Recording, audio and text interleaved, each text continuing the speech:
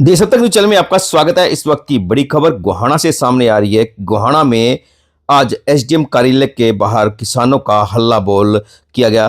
फसल बीमा योजना के तहत बीमा कंपनी के खिलाफ किसानों ने अधिकारी को सौंपा ज्ञापन। करीबन 3 साल से एक निजी कंपनी का खराब फसल की मुआवजा राशि न देने के खिलाफ आज किसानों ने गंभीर आरोप लगाए हैं। करीबन 300 करोड़ रुपए की बकाया न देने के लिए किसानों ने बीमा कंपनी के खिलाफ जमकर नारेबाजी की है। किसानों की सरकार को चेतावनी दी गई है और 15 दिन में पैसे न देने पर जो है धरना देने की जो बात है वो किसानों के द्वारा की गई है। देखते हैं जहां पर किसान यूनियन के उपाध्यक्ष सत्यवान नरवाल के साथ जो है उनके साथी एसडीएम कार्यालय पहुंचे, जहां पर किसानों के द्वारा हल्ला बोला गया।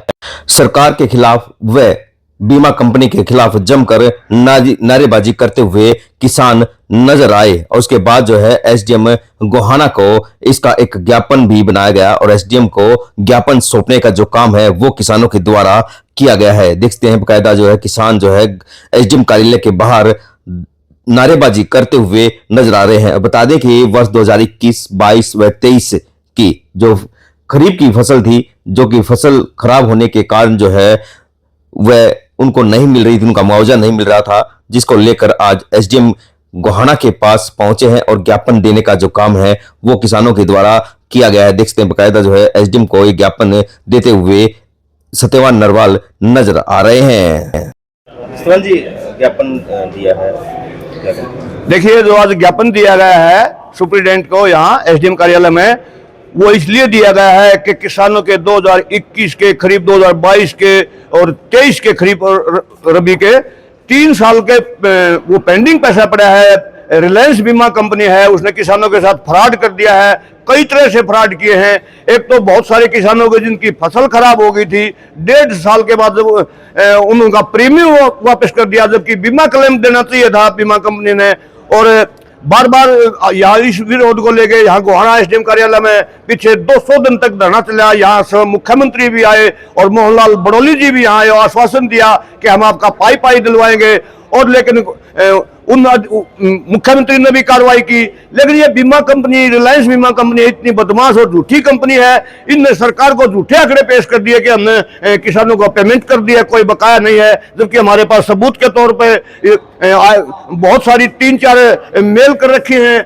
डायरेक्टर एग्रीकल्चर ने बीमा कंपनी को इन किसानों का पेमेंट कर दीजिए, लेकिन आज तक कोई पेमेंट नहीं किया गया है। आज हम चेतावनी देते हैं और 15 दिन का समय देते हैं कि 15 दिन के अंदर अंदर इन किसानों का ब्याज समेत पैसा, और कंपनी के विरुद्ध एफआईआर दर्ज नहीं होती है 420 की, तो एक बड़ा आंदोलन करने में हम विवश होंगे। अगर बात करें गोहाना तहसील की, कितने किसानों की पेमेंट बाकी, कितने पेमेंट की? देखिए, ये गोहाना तहसील की बात नहीं है, पूरा सोनीपत जिले की बात है, जिसमें सारे ब्लॉकों का पैसा, हजारों किसानों का बकाया पैसा है। और अब ये मीटिंग एसएलजी, कभी डीएलएमसी में चली जाता है ये मामला, कभी एसएलजी में चला जाता है, लेकिन बात कहीं नहीं बनती। अब दोबारा से एसएलजी में जैसे सुना है कि ये मामला चला गया है। हमारा अनुरोध है डायरेक्टर एग्रीकल्चर से भी कि किसानों का तुरंत समाधान करवाए, ब्याज समेत पैसा दिलवाए और बीमा कंपनी के ऊपर एफआईआर दर्ज करवाए, क्योंकि इसने कृषि विभाग के अधिकारियों को भी गुमराह किया, झूठ बोला है और किसानों का भी बड़ा नुकसान किया है। कितने बनता होगा?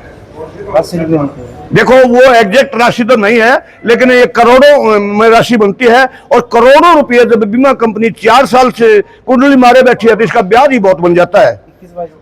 हाँ, 21 का भी है, 22 का भी है, 23 साल का, 3 साल का है, और तरह तरह से फ्रॉड किया है। कई किसानों का तो कोई कारण नहीं होता रहे किस कारण से, और कई किसान तो ऐसे हैं 2000 खरीफ 21 के जिनका बीमा कंपनी ने क्लेम भी भेज दिया था, लेकिन बैंक एक दूसरे मर्ज हो गए थे, आईएफएससी कोड बदल गए थे, लेकिन उसके बाद हमने 10 बार आधार कार्ड दे लिया, 10 बार आईएफएससी कोड दे लिया।